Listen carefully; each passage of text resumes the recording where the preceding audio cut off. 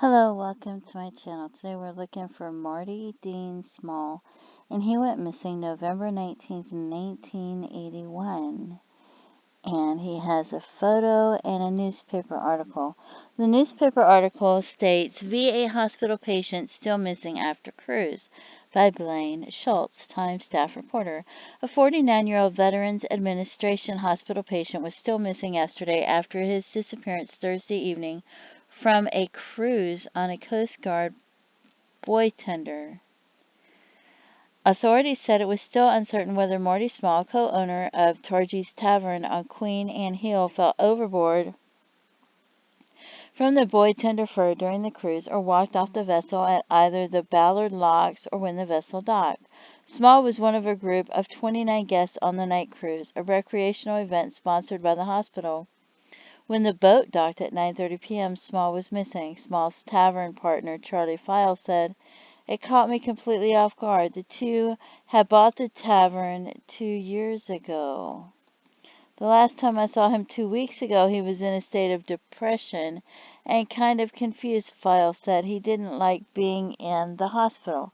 File said Small was depressed about several happenings in his life: a divorce 6 years ago, the death of his mother 2 years ago, worry over money, even though the tavern was doing well, and he felt he wasn't communicating with the customers in the bar. Small has a 16-year-old son and 19-year-old daughter, but they were not living with him. The Coast Guard called off its water search of the area from the Shilshole Bay to West Point at 11 a.m. yesterday, and the Seattle Police Harbor Patrol quit searching at noon. Lieutenant John Schott, search coordinator for the Coast Guard, said Small was not wearing a life jacket on the cruise, and we got reports the patient's billfold was found on the buoy tender. There is a slim chance that Small could have gotten off as the ship went through the locks or as it moored at dockside, but that's just some speculation, Schott said. Police checked at the patient's residence and with his friends and relatives to see if anyone had seen him, but none had, Schott said. Small had been a referee for a number of years for college and high school basketball and football teams, File said. And it kind of reminded me of recently, I just done this one, and I saw this John Doe, even though this is not him at all. But there was a John Doe in Vancouver, Washington, right? 1982. And they were 5'7", 150 pounds, and he was 5'8", 160 pounds. So it's about the same height and weight as him, but he has strawberry blonde hair. And I believe they have black hair. Yeah, long straight black hair, 10 inches long. But what reminded me of him is they were recovered from the Columbia River, and they were thought to be possibly working for an international shipping company. And they had a key, and the key seemed to be from some kind of a ship because they were 65A. And I thought, wonder if they could have been on the same kind of cruise and went missing from that same kind of cruise, right? Like a Coast Guard cutter for like going on a nightly cruise or something, right? Did they have keys like that when they had those cruises? I don't even know what numbers they had for the rooms or if they could have had a key like that, but anyway, it made me think of him because I had just seen that. And it seemed like they had went missing from something like that because they had that key. And they were wearing like a Gucci label shirt. And nobody knows who it is, right? Anyway, let's see what information. And I got the image and the document. The newspaper article is on NamUs. It's a PDF. So it says he was 5'8". He was 160 to 180 pounds.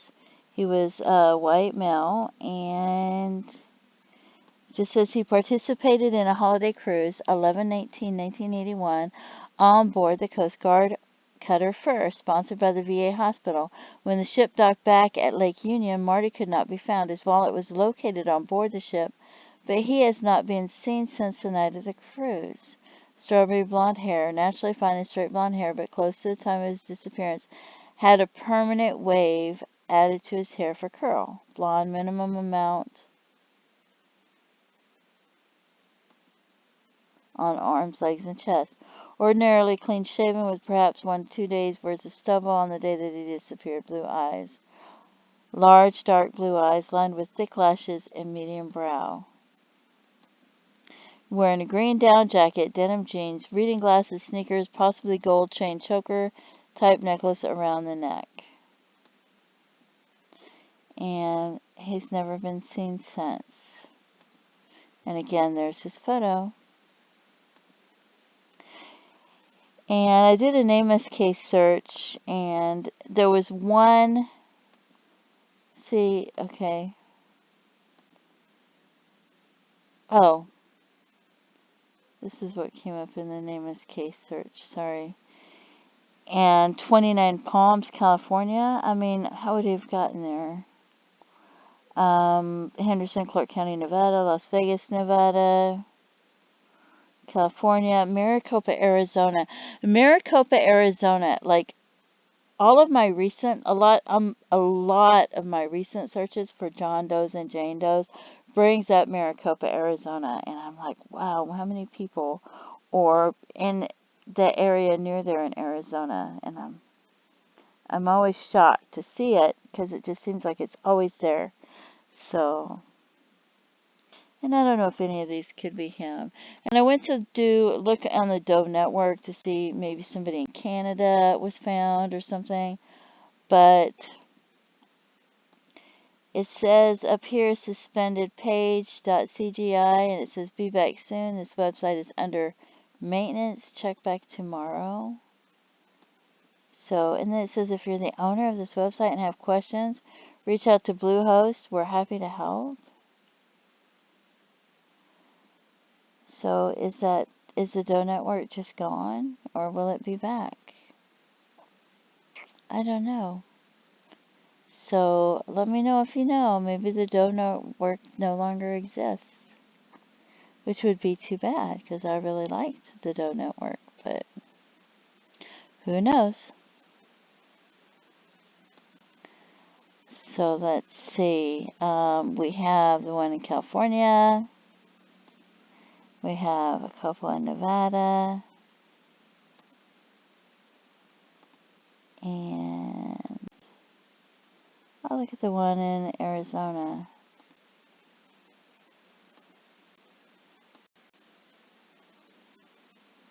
February 14th, 1981. Nope, not gonna be him.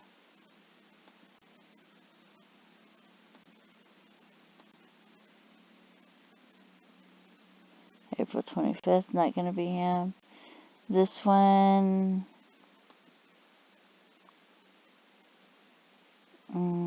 found at the base of Sheep Mountain near a ridge to the entrance of a cave. Small faded canvas suitcase found that contained miscellaneous articles of U.S. Postal Service uniform clothing. There was a jacket labeled Burkill uniform. That's interesting. Strawberry blonde hair. Strawberry blonde hair. Found in 1983. 35 to 50, 5'8", estimated death probably around 1982.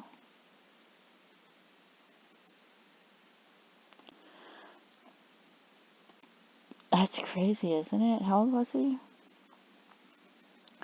47. Huh. That's interesting. I don't know if that could be him or not. That would be crazy, wouldn't it? Wouldn't that be crazy if that ended up being him? Because he did wear glasses. That would be crazy. And we'd be like, how did he get there, right? And then we have this one in Arizona. 30 to 50 years old.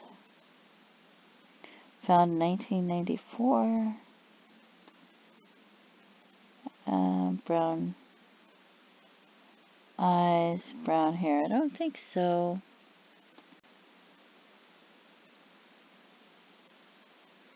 Whoops.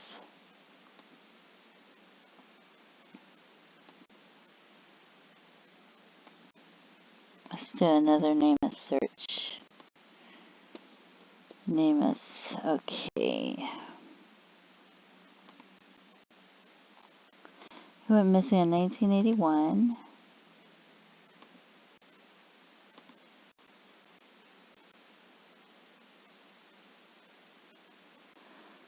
And male, white,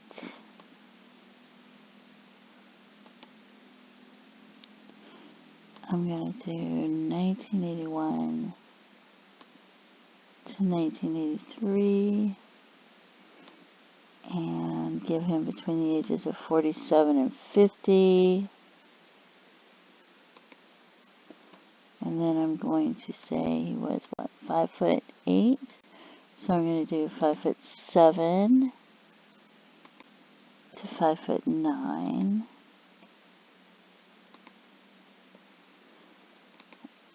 Nobody. Whoops, that's got that. Sometimes they check those boxes and I don't know why. Okay.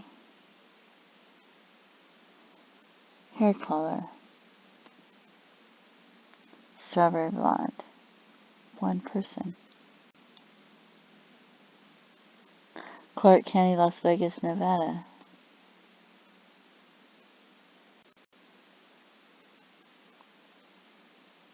Yeah. That was found at the base of Sheep Mountain near a ridge to the entrance of a cave. There was a small faded canvas suitcase found that contained miscellaneous articles of U.S. Postal Service uniform clothing. There was a jacket labeled Brookfield uniform. Strawberry blonde hair. So, I don't know. Anyway, please feel free to leave some comments. And if you have any information about what might have happened to him, please contact authorities. And it's the Naval Criminal Investigation Service. And there's their agency case number, but you have his name and things like that. Maybe you can find a way to email them or call them.